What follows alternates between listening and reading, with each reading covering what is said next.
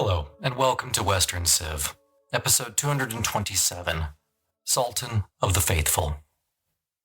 Last time we got caught up on the Ottoman Empire post-1453. Mehmet, not content with merely taking the fabled city of Constantinople, now Istanbul, saw this instead as a stepping stone on the way to further empire. He wanted to be a new Caesar, a new Alexander.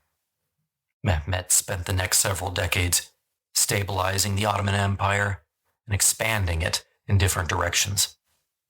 He seized several kingdoms in southern Anatolia and mopped up what remained of the old Byzantine holdings. Wheeling west, he used different pretexts to annex Serbia and Bulgaria while reducing Bosnia and Wallachia to vassal states. With the Habsburgs and Pope now extremely nervous, Mehmet captured Oronto on the Italian mainland. Suddenly, everyone in the West was awake to the Ottoman threat. But then Mehmet's sudden death in May of 1481 seemed to grant the West a reprieve. But as we will see this time, said reprieve will prove to be very short-lived. Sultan Mehmet II established firm rule over the Ottoman domains, yet he was unable to exert a similar level of influence over his own household. After his death, the rivalry between his two sons, Bayezid and Cem, greatly diminished the stability of the state. Bayezid would be successful in taking the throne, but his charismatic younger brother would continue to be a thorn in his side until his death in 1495. While Bayezid overcame this first challenge, a bigger problem would be Shiite Iran. Bayezid and his son Selim I would probably have liked to have spent more time in Europe, but frustratingly, they spent most of their time occupied in the East.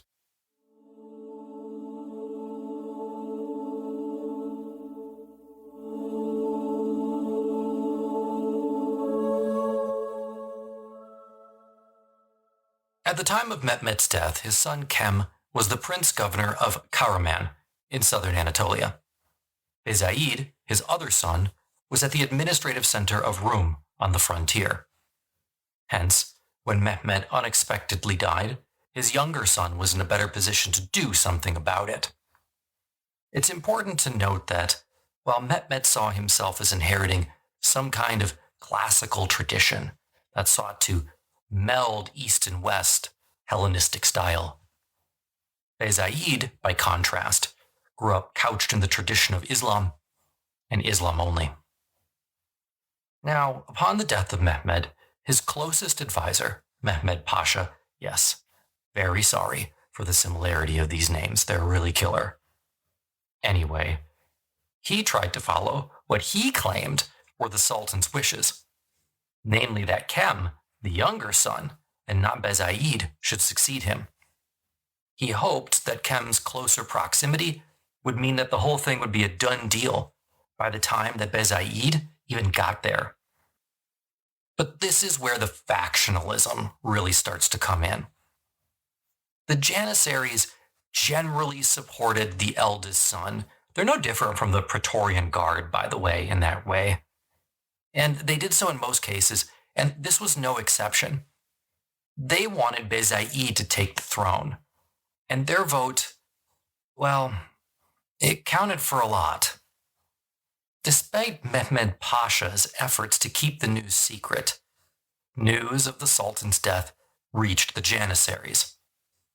Moreover, when the corpse of the dead Sultan arrived in Istanbul, to many, it looked evident that he had been murdered, prompting waves of protests, which quickly turned destructive.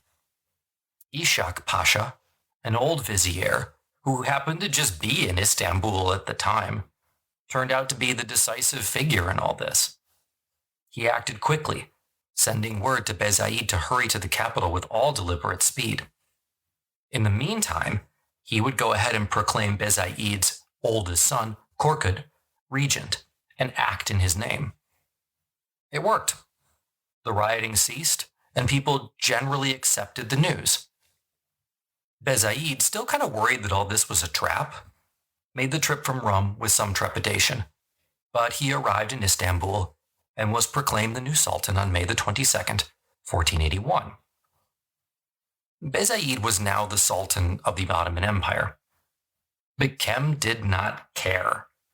He established himself at Bursa, where he minted coins and had the sermon at the Friday prayer read in his name, a right reserved only for the Sultan. Cem then sent his aunt as an emissary to his brother, suggesting that they just partition the empire between them. Bayezid refused.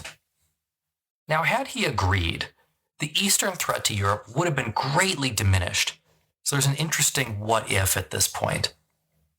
Still, it's obvious Bayezid was taking Cem seriously. He knew that his brother was very popular, and that this might be a major problem for him in the future. So he went ahead and he recalled Ahmed Pasha, his most experienced military commander, from Oronto. Ahmed Pasha was then at Bayezid's side when he met his brother in battle on June the 25th, 1481, at the Battle of Janissaries. Bayezid triumphed, and Cem was forced to retreat to the south. But still, the younger brother did not submit. Instead, he just kept going south until he reached Aleppo, which was then in Mamluk territory. Cem was greeted by the Mamluk Sultan in Cairo with great warmth and ceremony, as you might expect. The Sultan had, after all, just been handed a very nice and important chess piece. He saw a huge opportunity in what continued to be a disputed succession. For his part, the Mamluk Sultan hoped that if he could put Cem on the throne, then he would be able to recoup lost ancestral lands. So he offered Cem a military alliance, who gladly accepted. In early 1482, Cem, with Mamluk soldiers now augmenting his own, invaded Anatolia. They besieged the city of Konya, but were beaten off by the intrepid Ahmed Pasha. Trying to end this thing, Bayezid then offered a sum of gold and an opportunity for his brother to retire to Jerusalem unmolested. But the bullish Cem had no interest in and no intention of withdrawing. Frankly, it's unclear why Bayezid thought Cem might retire to Jerusalem. First of all, it wasn't even in Ottoman control. The city remained a Mamluk possession in 1482. Together, taken with the reality that relations between the Ottomans and the Mamluks were never good, it's baffling why Cem would even consider placing himself in the position of being a perpetual pawn. Moreover, various European monarchs, including Charles V, still claimed Jerusalem as their own. So there was an outside chance Bayezid risked Cem falling into European hands. An outside chance, but a chance nonetheless. All of this makes a retirement to Jerusalem almost nonsensical. Now, at this point, it still looked like there was a real chance that the Ottoman Empire might be partitioned. After all, Cem still had the support of the Mamluk Sultan. But then he made a crucial mistake. Cem set sail for Rhodes, where the Egyptian Sultan assured him that the Knights of the Hospital would give him an army. Of course, the Knights Hospitaller had no army, so this was foolishness from the get-go. The Knights politely declined the chance to launch a pointless attack on Ottoman territory, and instead bundled Cem up and sent him packing for France. Simultaneously, the Knights sent emissaries to Bayezid.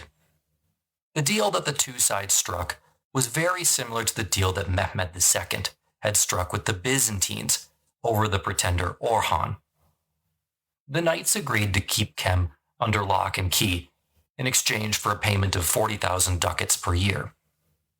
For Bayezid, it was a small price to pay to keep his empire intact. For Cem, it proved to be the end of the line. Cem would be passed from the Knights Hospitaller to the Pope and then ultimately the French king. But he would never again set foot in the East. Cem could not expect any help from the West. No one was interested in a traditional crusade anymore. The Italians were totally unwilling to adventure against a proven foe. Cem might have hoped that maybe the French King Louis would use him as an excuse to attack the Ottomans, but the French were way too tied up in northern Italy for that. The Pope did try to use Cem as grounds for a crusade. Don't get me wrong. I mean, the Pope tries to do anything to get a crusade. In fact, in 1489, he even reached out to the Mamluks to see if maybe they would partner with St. Peter's heir in an effort to disrupt Ottoman expansion. But they weren't interested. As Cem's years in captivity went by, it became increasingly clear he wasn't going anywhere. In Rome, considerable sums were spent on his well-being, but Cem wanted nothing more than a return to his homeland. He said he'd even go to India at one point. He sent letters home that he was willing to drop the whole thing, to swear loyalty to his brother and leave his velvet prison. No dice. Bayezid was not having it. Where he was, Cem could do no harm. So why take the risk?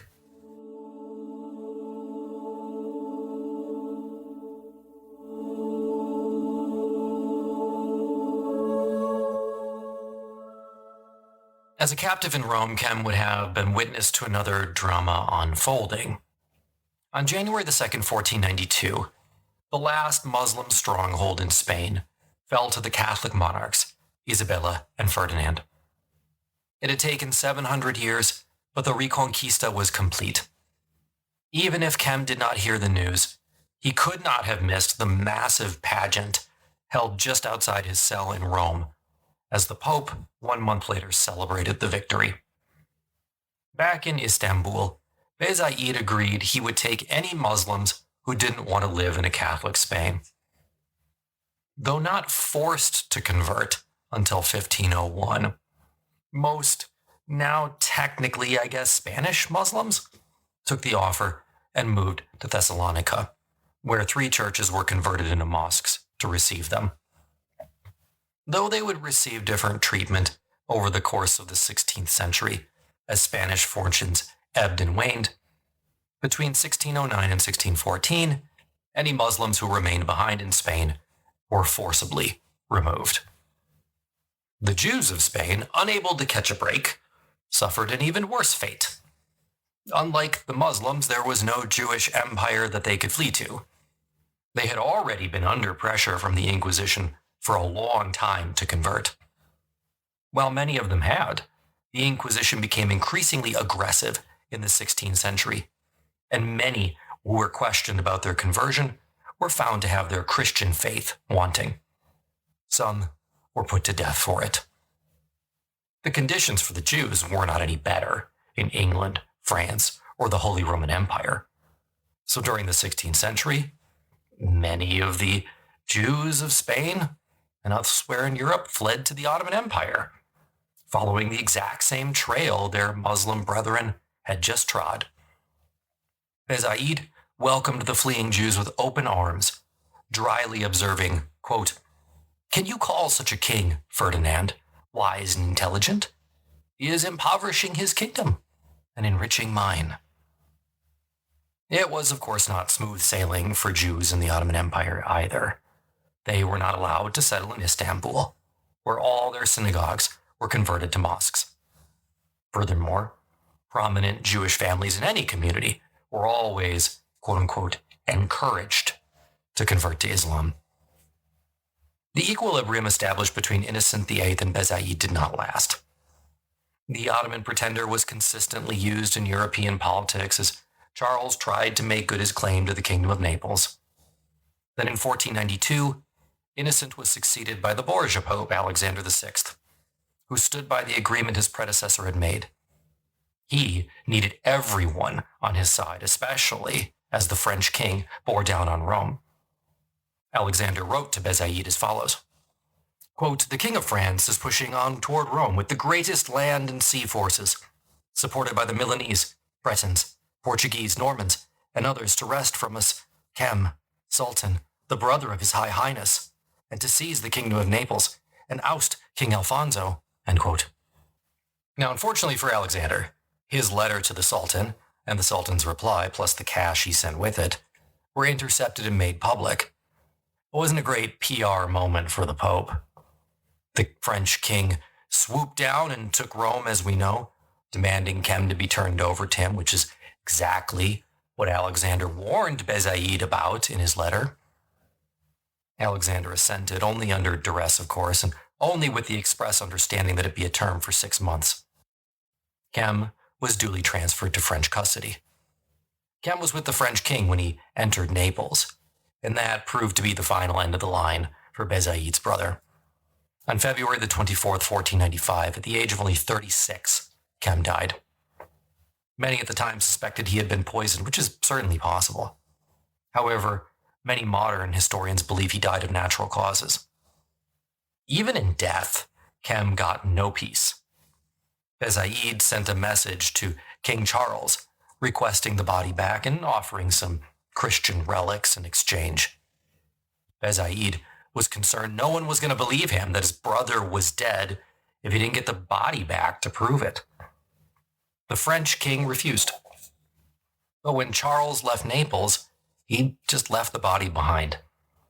Prince Frederick of Naples badly needed Ottoman military support to keep his kingdom independent, so he sent the body, whatever the heck was left of it, back to Istanbul in 1499, about 3.5 years after the guy's death. With Cem dead, a chapter in Bayezid's reign came to an end. So did, to an extent, a chapter in Ottoman history. Prior to the issue regarding Cem and his subsequent rotting corpse, Europe took what I'm going to call a crusade-style attitude toward diplomacy with the empire. By this I mean that one state mediated between the Ottomans and all the European states. So the Ottomans were more or less forced to negotiate with Europe as a whole. Now, in the late 15th century, Bayezid changed the rules of the game. He recognized that the growing rivalry between different European powers was splitting the unity that had been Christendom. He also recognized that he could exploit these rivalries. So when Bayezid negotiated first with the Pope and then with the King of Naples, he recognized that France was the number one concern for both, not the infidel, even though that was what they claimed on paper. So from this point forward, Ottoman sultans would not negotiate with this sort of European corporation. They will negotiate with the individual powers to the Ottomans' benefit. But the Cem episode also illustrated that, regardless of Mehmet II's achievements, the unity of the Ottoman Empire could not be taken for granted. Now, Bayezid was the first Ottoman ruler to directly confront the Mamluks. The Mamluks, ruling from Cairo and in control of much of Syria up to Aleppo, were the other dominant Muslim power of those days. The first Ottoman Mamluk War began in 1485, and this did not go the Ottomans' way. At the Battle of Adana in March of 1486, the Ottomans were decisively beaten and lost control over Tarsus and the Sicilian plain. The following year, the Ottomans declined to attack the Mamluks directly. Instead, they campaigned against their allies, two Turkic tribes whose names I'm not going to give you since I'll never say them again. This time, the Ottomans were successful, and this success helped them in the future by securing their eastern flank. In 1488, the Ottomans launched a two-pronged attack against the Mamluks. This war was novel in that both antagonists requested aid from the West. Again, underlying the reality that none of this has anything to do with religion. The war was indecisive once more. The following year, both sides were compelled to sue for peace. The Mamluks faced opposition at home to the war, while the Ottomans faced the prospect of a Western crusade. So they fixed the new boundary between the two empires at the Gulik Pass, which is in eastern Taurus Mountains. In reality, the treaty changed very little. With the Mamluks and the Ottomans at peace, the latter was free to turn west in 1495, the year of Cem's death. The Venetians could not believe that they would be the target. Venice was always sure to steer clear of any crusade talk in Europe, and they had been at peace with the Ottomans now since 1479. Instead, everyone expected the naval buildup in the Golden Horn would be turned on the Knights Hospitaller on Rhodes. But unbeknownst to everyone else, Bayezid decided to finish what his father had started and drive the Venetians from their remaining Aegean outposts. The Ottomans wasted no time, and in October 1499, the city of Venice itself was harassed by Ottoman raids, coming within 30 kilometers of the city proper. Putting aside their differences, Venice, Hungary, and the papacy united against the Ottomans in 1501.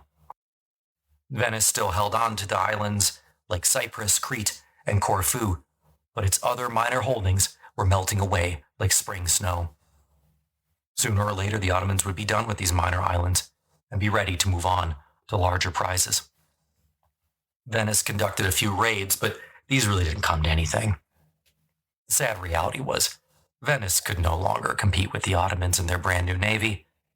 Their island holdings, well, they would exist as long as the Ottomans wanted them to. In 1503, Venice signed a treaty that kept their island holdings but surrendered all the rest of their land in the Balkans. Going back south for a minute, by the early 1500s, it was clear that the Mamluks needed help, at least at sea. After Vasco da Gama rounded the Cape of Good Hope in 1497 and established the Portuguese in the Indian Ocean, the bottom literally fell out of the Mamluk spice trade. Quickly, it became clear that the Mamluks did not have the sea power to do anything about this. When the Knights of the Hospital raided a Mamluk fleet carrying timber from northern Syria in 1508, it was clear that the Mamluks were badly in need of some aid. Luckily, it just so happened that Bayezid had a brand new fleet. Thus, the Mamluks were obliged to call on the Ottomans and Bayezid for help, and the Sultan achieved by friendship what he failed to achieve by force, an acknowledgement of Ottoman supremacy in the Middle East. In 1510, the Ottomans provided the Mamluks with the raw materials and skilled laborers needed to begin the process of bringing their navy up to snuff. Likewise, they sent artillery advisors so that the Mamluks could compete with the Portuguese in the Indian Ocean. The inability of the Mamluks to protect their own shipping gave Bayezid an excellent excuse to involve himself more deeply in the Mamluks' affairs, and he took it. Eventually, Bayezid's calculations bore fruit. As he intervened in the Indian Ocean, Bayezid and the Ottomans began establishing relations with states that hitherto they had no interaction with. Moreover, Bayezid's son Selim would a few years later conquer Syria and Egypt, and that would have not been possible without Bayezid's earlier intervention. But before all that comes to pass, the Ottomans had to deal with Shiite Iran. It was impossible for Bayezid to claim that he was the preeminent Muslim leader in the Middle East so long as Shiite Iran existed. While we in the West always focus on the conflict between East and West, between Islam and Christianity, it's important to remember that the conflict between different Muslim states was much more important in many ways at the time. If the early years of his reign were devoted to the Cem problem, the last years of Bayezid's reign were consumed by the Kizibas, or redheads in English.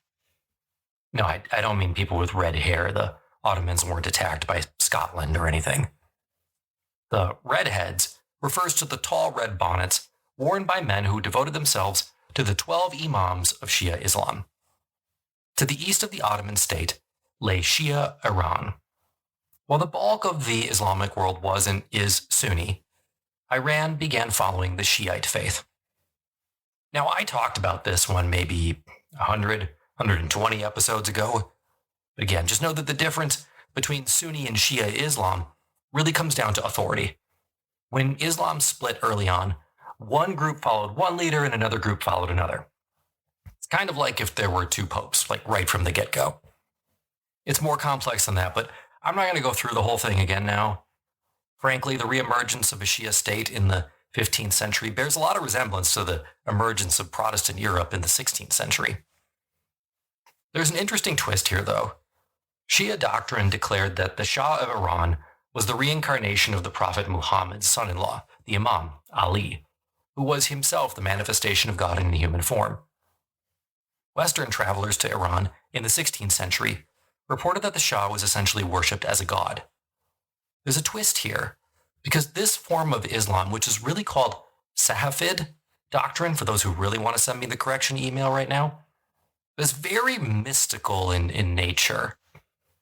Bayezid, as we know from his writings, tended to favor the mystical side of Islam. Bayezid's mystical learnings explains, in part, why he was so reluctant to undertake a campaign against his Safavid neighbor. Still, in 1505, Bayezid wrote to the Shah protesting his treatment of Sunni Muslims within his realm and warning him of consequences should his behavior continue. But Bayezid could not ignore the problem after 1511. In 1511, in the province of Tik in southwest Anatolia, there was a major uprising by an adherent of Shia Islam. This not only incited rebellion in that province, but also in the nearby provinces. Bayezid simply could not ignore a provocation like that, especially since it was highly likely that the Safavids in Iran supported the rebellion. Things went from bad to worse. In 1512, this rebel army effectively cut a swath through Anatolia, burning and looting as it went. This forced the crown prince to deal with the rabble, and he was actually soundly beaten. Suddenly, the path to Istanbul was wide open, and it looked like a new Shia kingdom might come to pass in Anatolia. While Bayezid was finally able to put down the revolt, it revealed a major weakness in the Ottoman system.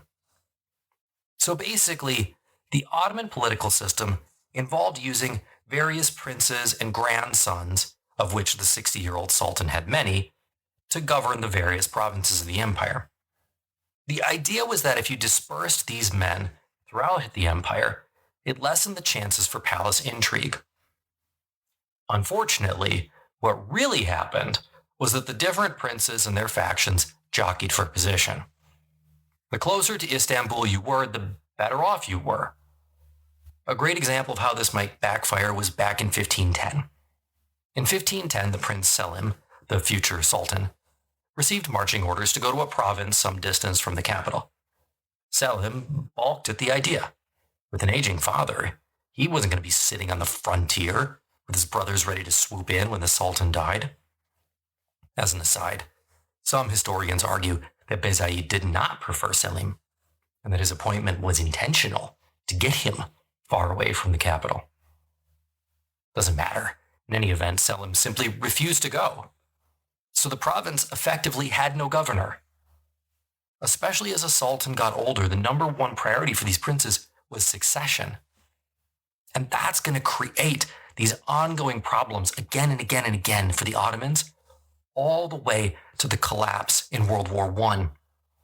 Because governors in certain years become much less interested in doing their jobs and much more interested in becoming the next sultan. So not only did Selim reject the request to go to a distant province, but he assembled his own army and marched straight to Bayezid's court, which at the time was in Erdene. He confronted his father, who ultimately changed the appointment to a nearby province on the Danube. Bayezid also swore a promise to Selim that he would not abdicate in favor of a different son, Prince Ahmed. But Selim didn't believe him. He thought he was going to abdicate in favor of Ahmed, and nothing would move him from this belief. Instead, he took his army toward Istanbul and offered his father battle in Thrace. When Bayezid opened fire and called his bluff, Selim quickly retreated back across the Danube. He obeyed a later royal summons to Istanbul, where he remained for the time being. But the battle lines were clearly drawn for the succession. The Janissaries were going to support Selim. The Shiites, whom Ahmed remained close to, supported him. Now keep in mind, while all these affairs are going on, Bayezid is not in Istanbul, he's in Erdene. It's nearby, functions as oftentimes the European capital of the empire. Prince Ahmed now made his own play for power. He pulled back into Anatolia with his forces, aiming to increase the size and then take the capital by storm. But this is where the Janissaries again play that crucial role. They stepped in and demanded that Bayezid appoint Selim commander-in-chief of the army and let him deal with Ahmed. The Sultan bowed to pressure, and, army in tow, Selim marched out to confront his brother. Before reaching Ahmed, Selim stopped off in Istanbul. There, by their own decree, the Janissaries declared Selim the new Sultan. It was the first time ever that the Janissaries had been directly instrumental in forcing a sultan from power, but it would not be the last.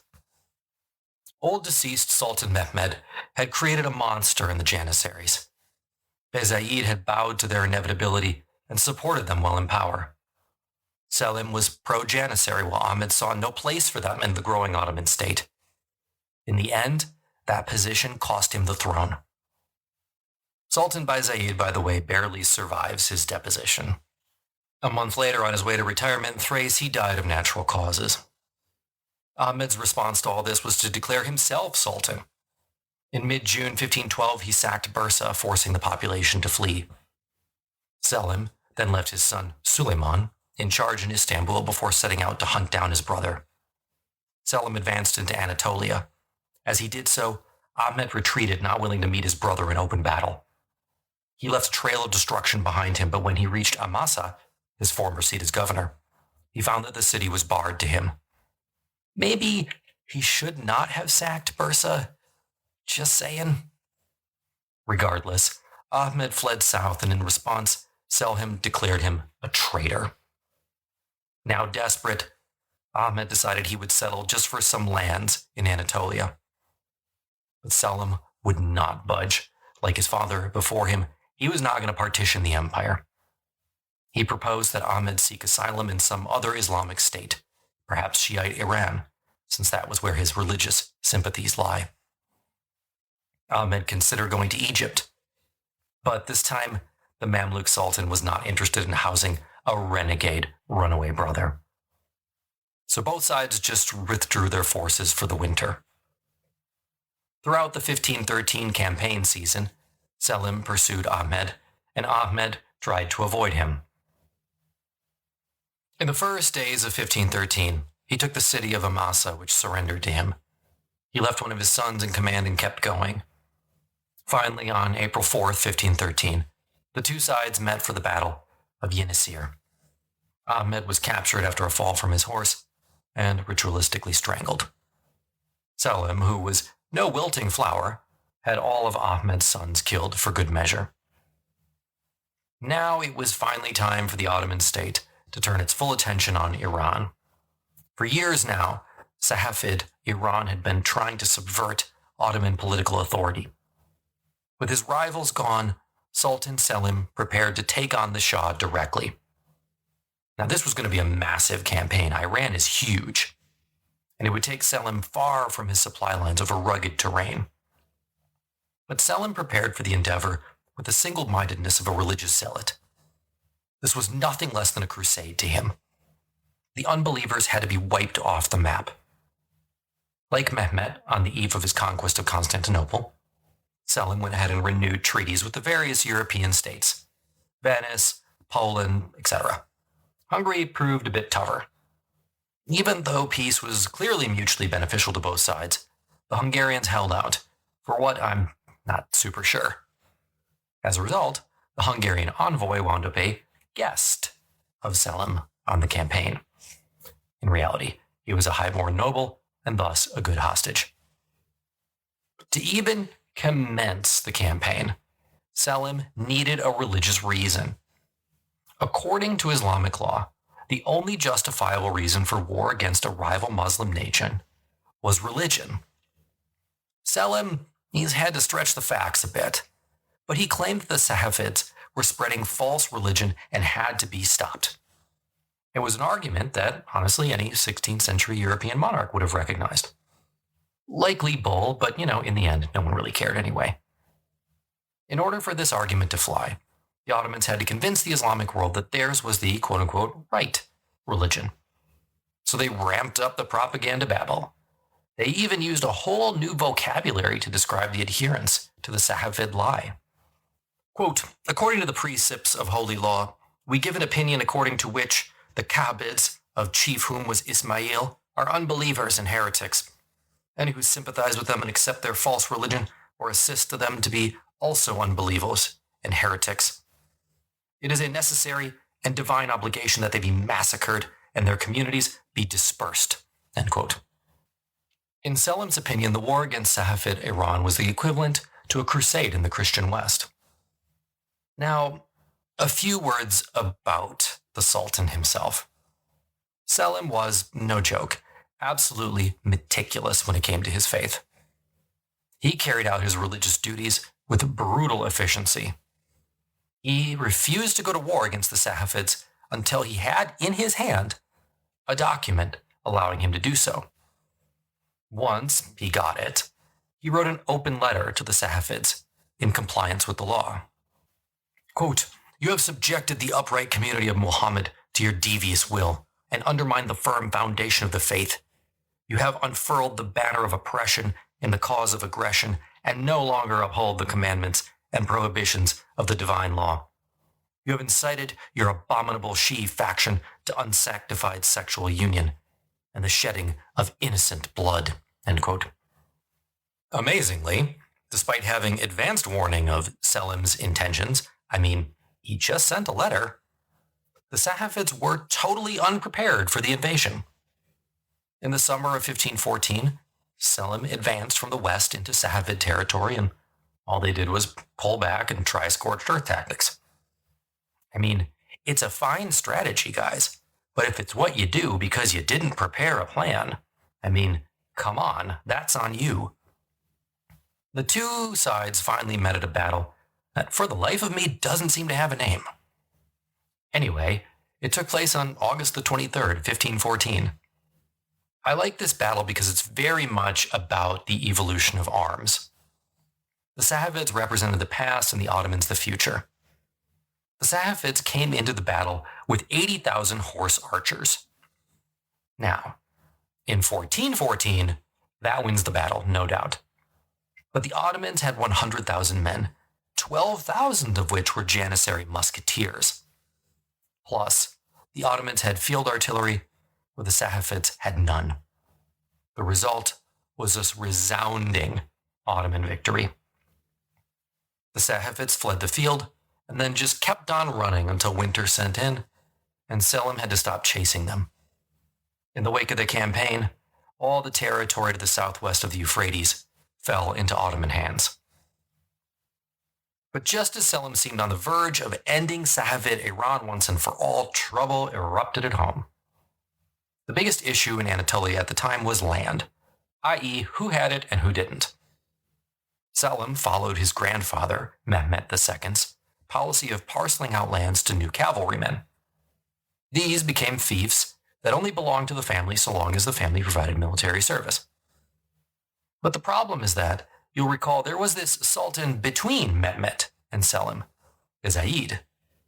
He reversed Mehmet's policies and gave the land back to the original owners. Thus, Anatolia had become this seesaw of land rights. In the end, Safavid Iran only survived because Selim had other priorities. Well, that and it's enormous. Conquering Iran wasn't even easy for Alexander the Great. It wouldn't be any easier now. After dealing with the insurrection, the Ottomans instead turned their attention to the Mamluks, who were a lot closer, let's face it. In this case, Selim dispensed with the preliminaries and just invaded. Look, it's the 16th century. Reasons for declaring war were about to get very loose. Selim marched into Syria, and the two sides met for perhaps the most important battle of the early 16th century. On August the 24th, 1516, the Mamluks and Ottomans clashed just north of Aleppo. Again, it was a clash of ages. The Ottomans had firearms, the Mamluks did not. The Mamluks were absolutely crushed, and the battle ended more than 250 years of their rule in Syria. The people of Aleppo, by the way, hated the Mamluks. They welcomed Selim on his progress. Selim's army then moved on to Damascus, which surrendered. But any gains the Ottomans made in Syria would be lost if he didn't complete the conquest. Egypt simply had to fall. At this crucial time, the Mamluks were actually divided. Some in Cairo wanted to fight on. Others wanted to just accept the terms of Selim's surrender. In the end, the Mamluks roused themselves for one last stand. A week after he left Damascus on January 23, 1517, the Ottomans crushed the Mamluks again outside Cairo. Their mobile cavalry archers, the bread and butter of the Mamluk army for 3 centuries, were just no match for Ottoman cannons. The Mamluk commander escaped and swam across the Nile. He remained large for more than 2 months, actually, before he was captured, killed, and his body displayed at one of the gates of the city for all to see. Only then could the Ottomans consider the Mamluk Empire truly defunct. Selim's conquest of Mamluk Egypt shifted the focus of the empire culturally as well as geographically. He was now the ruler of the Arab lands where Islam began. Amazingly, and this is true, it wasn't until the conquest of the Mamluk Empire that the majority of the Ottoman subjects became Muslim. Due to its extensive holdings in the Balkans and Anatolia, prior to 1517, the Ottoman Empire was actually predominantly Christian. But now, Selim was visibly the most successful Islamic ruler in the world. He had won his holy war against the Safavid Iran. He had conquered all the holy shrines. He held Jerusalem, Mecca, and he controlled the crucial Hajj, the pilgrimage road to Mecca. Any way you sliced it, Selim was the most important Muslim in the world. Interestingly enough, though, from this point on, the Ottoman Empire does become increasingly Islamic. From the successor of the Empire of Alexander, from, let's say, a multicultural hotbed of ideas and transfusion, the Ottoman Empire now increasingly becomes dependent on Islam and Islamic practices to define itself culturally. And in the end, it's one of the things that proves to be its undoing. But for now, the Ottomans were riding high. With Selim's conquest of Egypt and Syria, he could effectively blockade Iran. But this trade war hurt everyone, including Italy, which certainly felt this disruption of the trade from the east, namely in silks. Like in all trade wars, in the end it hurt more people than it helped. The conquest of the Mamluk lands also opened up new opportunities for the Ottomans in terms of economics and expansion. But these were not things that Selim would be able to enjoy. After the conquest of the Mamluk Empire, Selim was determined to finish off Iran once and for all. He marched straight around the Euphrates and then he turned around. Historians have debated why the abrupt about-face for centuries. I think the most likely reason for this is the same thing that plagued and stopped Alexander the Great: troop discontentment. The Janissaries did not relish another campaign in distant, inhospitable Iran. Observers wondered what he would do next. In the West, Europe waited with bated breath, hoping that it was not next on the chopping block. While certainly the Holy Land had not been in Christian possession since roughly 1244, so almost 300 years, there's little doubt that the Ottomans were a new and much more dangerous threat to Europe than the Mamluks. The Ottomans controlled the Bosphorus, Istanbul, and much of the Balkans. The Ottomans were an existential threat to Christian Europe in a way that the Mamluks never were. Pope Leo X tried to organize a crusade, as did, well, every pope. In 1518, the Pope demanded that the princes of Europe set aside their differences and counter the Ottoman threat. As we know, they didn't. The rivalry between Francis I and Charles V doomed any concerted efforts at crusade during the early 16th century. In 1519, the scope of Ottoman activity seemed to suggest that Rhodes was the likely next target. Certainly, the Venetians hoped so. In Iran, the Shah continued to fear that he was next on the Ottoman hit list. Instead, Selim spent much of 1519 putting down rebellions in Anatolia. Then, he suddenly died. On the way back to Istanbul on September the 20th, 1520, the Sultan died. And there is no doubt this time that he was assassinated. Whether his son and heir Suleiman was the cause of the assassination, I'm going to leave up to next time. However, I will say that Selim had recently sought a legal opinion sanctioning more war against Iran. So perhaps the Shah had a hand in his assassination. Regardless, whether by his victory over the Shah, his victory over the Mamluks, or his possession of the holy sites of Islam, there is no doubt that Sultan Selim made the Ottomans the heirs to the glorious tradition that had been the global caliphates of the 9th and 10th centuries. If you're interested in more content, check out the website, link in the show notes. If you would like early episodes of the show, bonus content, and ad-free versions, you can chuck us $1 a month at patreon.com, link in the show notes. Or if you want it all over again, Western Civ 2.0, we're now mired, getting really close to the Greek and Persian wars, which on the original feed I haven't talked about for almost 10 years. Couldn't tell you how excited I am to do it again. If you want a 7-day free trial, you click the link and you can listen in any app that you like.